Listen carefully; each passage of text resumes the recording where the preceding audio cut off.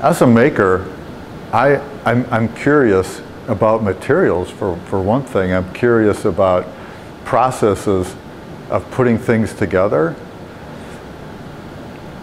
As something of a no formal degree in engineering at all, but from my history as a carpenter, as a construction worker, furniture maker, I've become very fascinated in how to put these things together and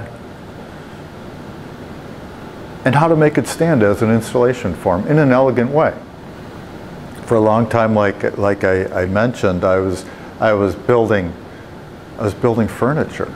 I get to looking at that stuff when I was deciding if I wanted to do something else. I'm not going to say beyond that. Just for me, it was more of a stretch. And to add some sort of poetry to it, a different sort of poetry. Okay, a different sort of poetry, and that included a little bit more of the romance of the natural world. Does the poetry come through?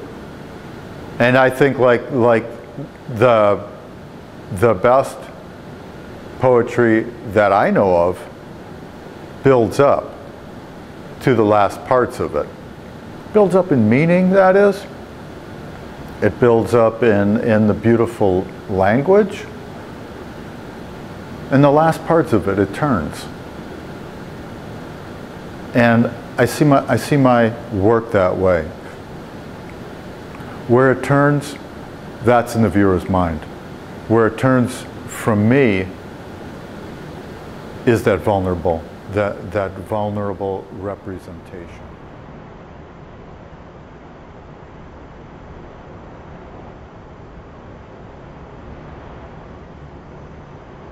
In material form, my work alludes to the human condition, the vulnerability of the birch tree, okay, in the size that I make it, which is slightly over life size.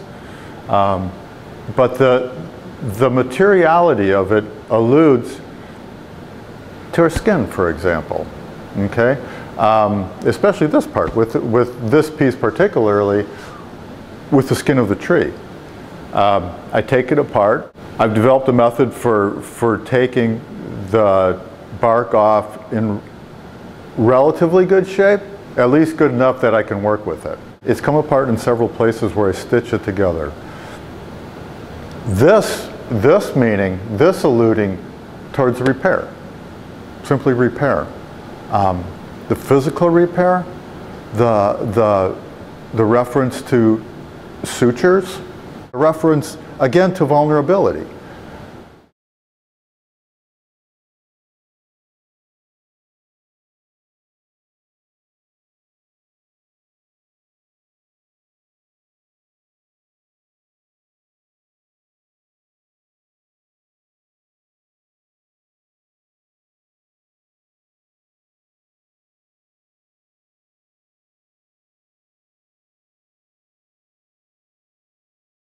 I got these up around Lake Superior, right along the shoreline of Lake Superior, where a lot of birch tree grows. And a lot of them are dying.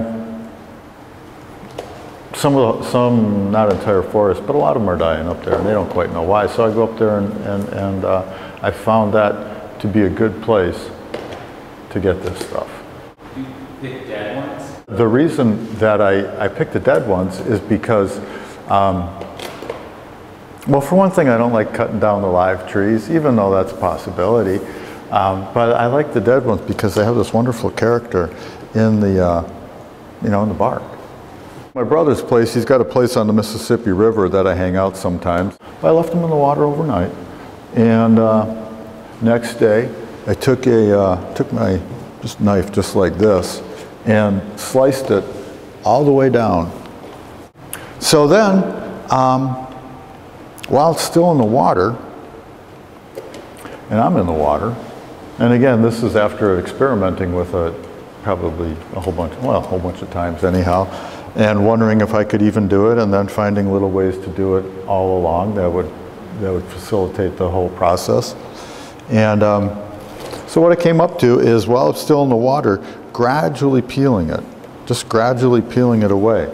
There's a patch that I put inside, after I peeled them, that is. They come through, you know, it breaks like that because it breaks very easily that way. This here, on this finished piece here, is how I mend that.